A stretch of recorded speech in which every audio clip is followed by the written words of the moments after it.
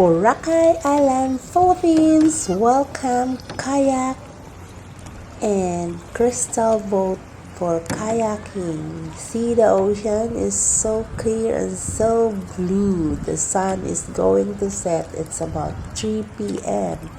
and I grabbed the opportunity to have this short adventure for the kayak, the crystal boat, for this very clear ocean.